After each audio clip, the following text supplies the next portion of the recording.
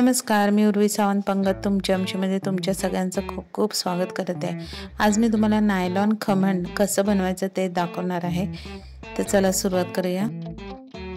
जाळीदार ढोकळा बनवण्यासाठी काही टिप्स आणि ट्रिक्स शेअर केल्या आहेत, तर व्हिडिओ शेवटपर्यंत नक्की बघा। तर सुरुवातीला ढोकळा बनवण्यासाठी इथे आपल्याला हे मेजरमेंट कप लागणार आहेत। परफेक्ट ढोकळा बनवण्यासाठी हे मेजरमेंट कप असणं खूप गरजेचं आहे। आता ह्याच कपाच्या मेजरमेंटने मी 1.5 कप एवढा बेसन घेतला। बेसन घेताना आपल्याला असा दाबून बेसन घ्यायचा आहे। आता हा अर्धा कप एवढा भरलेला बेसन आहे आणि आता हा 1 कप असा दाबून टोटल मी 1.5 कप एवढा बेसन घेतला आहे। आता हा 1.5 कप बेसन आपल्याला चाळणीवर चांगला चाळून घ्यायचा आहे। बेसन चाळून घेतल्यामुळे ढोकळा हलका होण्यास मदत होते। आता साइडला एका भांड्यात मी 3/4 कप एवढं पाणी घातलं आहे। त्याच्यातच आपल्याला 4 टेबलस्पून एवढी साखर आणि 1 टीस्पून एवढी निंबू का फूल म्हणजे सायट्रिक ॲसिड, हे अगदी साखरेसारखंच दिसतं, कुठल्याही किराणा मालाच्या दुकानात तुम्हाला सहज मिळेल। आता त्याच्यातच मी 1/4 टीस्पून एवढी हळद, 2 टेबलस्पून एवढं तेल घालून ते मिश्रण चांगलं मिक्स करायचं आहे। आता हे मिश्रण आपल्याला साखर विरघळेपर्यंत साईडला ठेवायचं आहे। आता तोपर्यंत मी एक इथे टीन घेतला आहे, त्याला चांगलं तेलाने ग्रीसिंग करायचं आहे।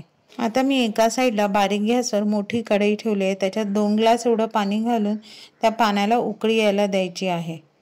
आता ह्या बेसनाच्या मिश्रणात आपल्याला 3/4 टीस्पून बेकिंग सोडा घालायचा आहे आणि तो ॲक्टिवेट करण्यासाठी त्यावर 1 टीस्पून एवढं पाणी घालून मिश्रण चांगलं फेटायचं आहे। फेटताना एक लक्षात ठेवा की मिश्रण हे एका साईडनेच फेटायचं आहे। आता तुम्ही इथे बघू शकता की मिश्रणाचा रंग आता व्हाईट झालेला दिसेल तुम्हाला। आता हे सोडा घातल्यावर ढोकळ्याचं मिश्रण 1 ते 2 सेकंदासाठीच आपल्याला फेटायचं आहे। आता तेल लावलेल्या भांड्यात हे ढोकळ्याचं मिश्रण ओतून घ्यायचं आहे, सगळीकडे एकसारखं पसरायचं आहे। वेळ न घालवता ही प्रोसेस आपल्याला अगदी फटाफट करायची आहे। ही प्रोसेस फटाफट केली नाही तर ढोकळा खाली बसण्याची शक्यता जास्त आहे।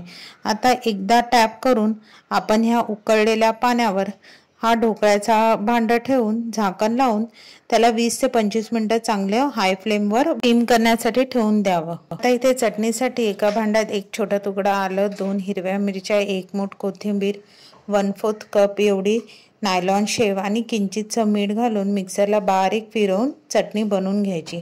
आता इथे तुम्ही बघू शकता 25 मिनिटांनंतर मी ढोकळा चेक करते, आपली टूथपिक एकदम क्लीन आली। आणि आता ढोकळा थंड होईपर्यंत फोडणीसाठी 2 टेबलस्पून तेल, त्याच्यात 1 चमचा राई, 2 हिरव्या मिरच्या, कढीपत्ता, 2 टेबलस्पून एवढे सफेद तीळ, चिमूटभर हिंग आणि 1 कप एवढं पाणी घालून तर त्यातच मी 4 ते 5 टेबलस्पून एवढी साखर घालून ती फोडणी साईडला ठेवून द्यायची आहे। आता हा ढोकळा बघा माझा पूर्णपणे थंड झाला आहे, छान असा डबल साईजने फुगलेला आहे। आता तो पूर्ण थंड झाल्यावर आपण त्याला हव्या त्या आकाराचा ढोकळा कापून घेऊया।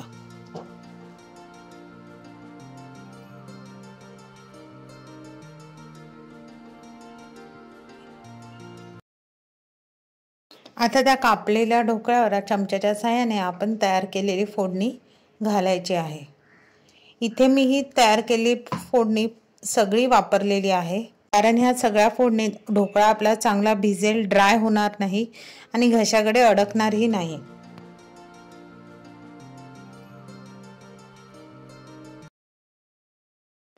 आता तुम्ही इथे बघू शकता की ढोकळ्याला किती छान जाळी सुटली आहे आणि किती मऊ लुसलुशीत आणि जाळीदार ढोकळा झाला आहे। आता असा जाळीदार ढोकळा बनवण्यासाठी टिप नंबर 1 म्हणजे मेजरिंग कप। आपल्याला ढोकळा बनवण्यासाठी मेजरिंग कप असणं गरजेचं आहे आणि आजकाल तर ते सगळ्यांच्याच घरी सहज उपलब्ध असतं। टिप नंबर 2, बेकिंग सोडा सोडून ढोकळ्याचं मिश्रण 10 मिनिटांसाठी रेस्ट करण्यासाठी साईडला ठेवून द्यायचं। टिप नंबर 3, स्टीम करण्यासाठी जे भांडं आपण ठेवलं आहे त्या पाण्यात एक जाळी, एक प्लेट नक्की ठेवावी, म्हणजे आपला ढोकळ्याचं जे भांडं आहे ते डायरेक्ट पाण्याला टच होणार नाही। टिप नंबर 4, आता इथे आपल्याला बेसनाचं आणि पाण्याचं प्रमाण हे नेहमी बेसनाच्या नेहमी अर्ध असलं पाहिजे। टिप नंबर 5, जेव्हा आपण ढोकळा स्टीम करण्यासाठी ठेवतो आणि त्यावर जेव्हा झाकण ठेवतो तेव्हा ते झाकण आपल्याला जवळजवळ 20 मिनिटं तरी उघडायचं नाही आहे। जर तुम्ही मध्येच झाकण उघडून बघितलं तर त्या ढोकळ्याला बाहेरची हवा लागून ढोकळा खाली बसू शकतो। तर मग आहे की नाही अशा ट्रिक्स वापरून ढोकळा बनवायला एकदम सोप्या। मी सांगितलेल्या ट्रिक्स वापरून जर तुम्ही ढोकळा बनवलात तर अगदी मस्त सुंदर जाळीदार आणि बाजारापेक्षाही चांगला ढोकळा तुम्ही घरी बनवू शकता। तुम्हाला जर माझी ही रेसिपी आवडली तर रेसिपीला लाईक करा, शेअर करा, कमेंट करा। चॅनलवर नवीन असाल तर सबस्क्राईब करायला विसरू नका आणि नवीन व्हिडिओच्या नोटिफिकेशनसाठी बेल आयकॉनला प्रेस करायला विसरू नका। तोपर्यंत मस्त राहा।